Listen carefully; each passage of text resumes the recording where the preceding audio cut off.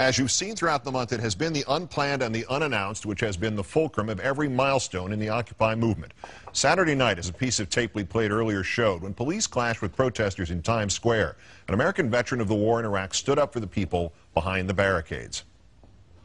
Why are y'all walking like there's a war going on? Nobody has guns!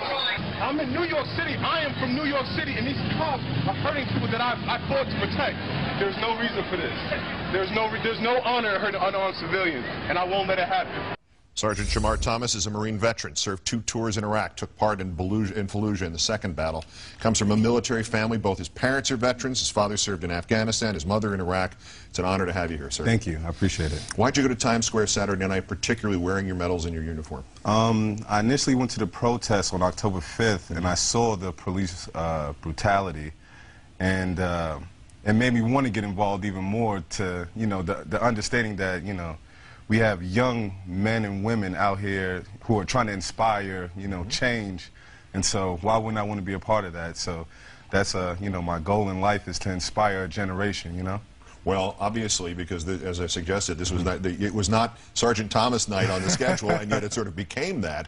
What you were shouting in a way that you could see in the policemen's eyes they were listening and didn't know what to do, and there were people, passers-by didn't know what to do, and protesters didn't know what to do, because obviously you were hitting a chord with these people. What were you trying to say? And obviously we have the quotes, we have the tape, we played it, but what was in your mind as you were, expressing yourself in that vocal manner? Well, I've been to Iraq twice. I've been in, I was in a riot in Rupa, Iraq in 2004, where we had rocks thrown at us, and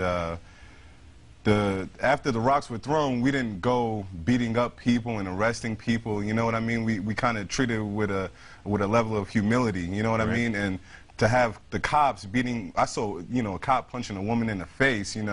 To see that in my own country, that my family fought for this country for people to have a right, and these people are peaceful. I haven't seen a video yet where I've seen them try to hurt the cops. So why are they using batons and sticks? Why are they in riot gear when nobody's trying to riot, Did you have a sense at the time that they were listening to you?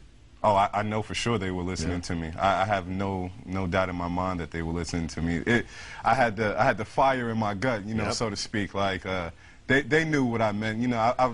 I've been to on over 50 combat missions, so the intensity is there. They know that I'm telling the truth. They know in their hearts what I'm saying is right. With good reason, in the last 10 years, particularly the New York Police Department has gotten a little militaristic in their point of view, because they now are trained that everything could be fatal, and that's probably a good attitude to have given what happened in 2001. There's an understanding of that, at least where it comes from. However, not every situation is fatal. Exactly. And it seemed like you were a cold bucket of water against their sort of fevered, what's going to happen now thing, because you actually been in the real thing where it was life and death, and this was not it.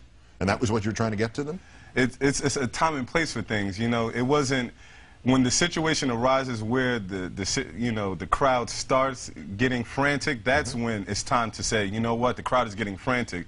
When people are just shouting, we are the 99%, come join us, these are not, chants that incite violence, you know what I mean? So why, the riot police were informed, just walking, marching up and down the street like, like it was a battle going on, and I've been in battle. It was no battle going on. The other side not only didn't have weapons of any kind, they didn't have the rocks yet. They're not rocks. There's no stage at that point. Give me your assessment of the messages that are coming from Occupy Wall Street, and are you in favor of them, opposing the corporate greed and holding the banks accountable and supporting the middle class, principally those three?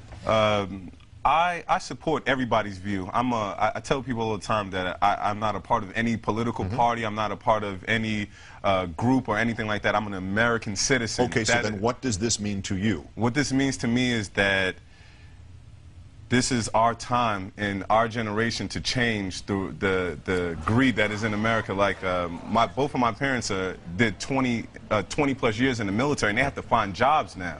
And it's like, I recruited for the Marines for 4 months, and it's like I taught kids to come join the Marines. So it's like, come join the Marines, and then what are you going to do after you get out of the Marines? You know what I mean? So it's like there's no there's no place for us to go now. You know what I'm saying? So, is there a place, do you think, in Occupy, in the entire movement, in the protest movement that's beginning in this country for veterans' rights, and particularly recent veterans' rights, to be addressed? Should there be some more attention paid to this fact? Well, that's the whole thing with the uniform. Sure. That's what I tell people, like, I want to inspire the veterans to come out, because a lot of veterans have this thing where they don't want to speak against the government. They're so, trained, like, oh, no, if I speak out, speaking against the government is wrong, you know what I mean? Because we have a chain of command, But yeah. I don't think it's about a chain of command. It's about a way of life. You understand what I'm saying? So chain of command goes both ways.